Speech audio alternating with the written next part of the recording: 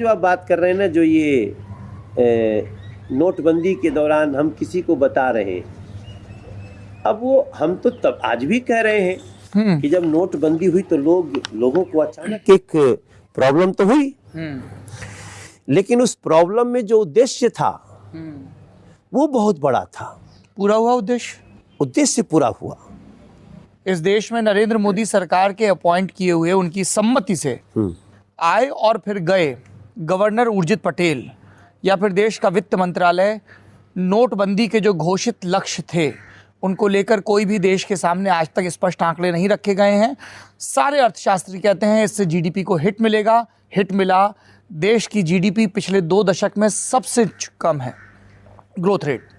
अगर नोटबंदी, एक्चुअली वो नोटबंदी तो थी नहीं, क्या था फिर? नोट बदली था। उसी को तो नोटबंदी कहते हैं कि जो नोट है वो नहीं चलेंगे, लेकिन उसको दे दीजिए, दूसरे और मिल उसके जाएंगे। बाद दूसरे मिल जाएंगे। हाँ, तो ये नोट बदली था। नोटबंदी तो इसको गलत ढंग से कह दिया गया। नोटबंदी परफेक्ट वर्ड नहीं है उस अभियान के लिए। नोट बदली अभियान था। नोट बदली। लेकिन जिनका नोट ही गलत था, जिनके नोट का कोई हिसाब किताब ही नहीं था, काला धन था, उनके लिए तो समस्या थी। जिनका नोट असली था उनको समस्या थी, हमको लाइन में खड़ा होना पड़ा।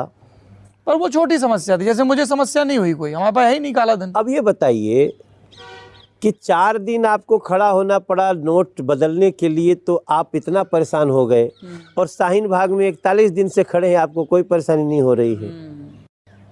अच्छा, तो आप कह रहे हैं कि जो शाहीन बाग के लोग हैं सिर्फ उन्हीं को दिक्कत हुई? इसी प्रवृत्ति के लोगों को दिक्कत हुई। अच्छा, वो एक प्रवृत्ति थी। और मैंने वीडियो, लेकिन जो अर्थशास्त्रियों ने कहा कि इससे देश की जो इकोनॉमी है उसको बड़ा हिट मिला है। मनमोहन सिंह ने भी कहा था कि 2% का हिट मिलेगा, तब लोगों ने कहा ऐसे करें, लेकिन अब तो वो 2% से ज़्यादा का हिट आ गया। इस देश में 13 करोड़ घरों में टॉयलेट बन गए। पैसा कहाँ से आया? 9.5 करोड़ घरों में फ्री गैस कनेक्शन चला गया। पैसा कहाँ से आया?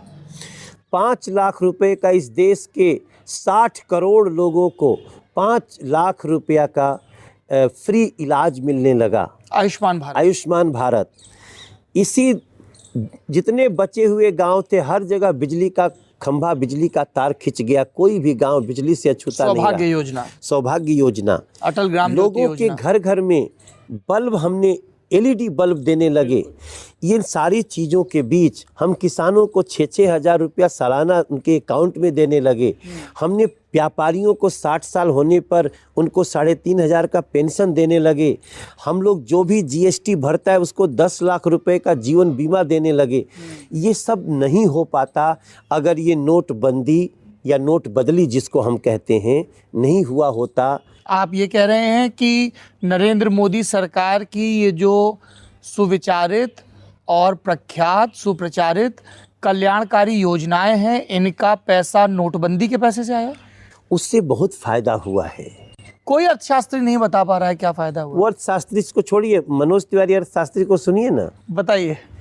मैं पूछ रहा हूँ, तो फिर ये जीडीपी क्यों गिर गई इतनी? जीडीपी का गिरना उड़ना कई और चीजों पे है। महंगाई का इंडेक्स, जीडीपी, आरबीआई से पैसा लेना पड़ रहा है, LIC अपने NPA के मामले में पिछले 6 साल में सबसे बॉटम पर है। देखिए, अभी भी खुद मोदी जी ने कारोबारियों से कहा, तारीफ मत करिए, खुलकर आलोचना करिए, सही सही फीडबैक दीजिए। हाँ ठीक है, तो ये तो मोदी जी की यही खासियत है। पर जीडीपी, हाँ ठीक है, लेकिन पूरे विश्व की जीडीपी गई है। गीता गोपीनाथन ने बोला है कि 80% जो डेंट लगा है वो तो इंडिया की इकोनॉमी की वजह से लगा। पूरे पूरा विश्व मंदी के दौर में है, और पूरे विश्व की अपेक्षा भारत टिका हुआ है।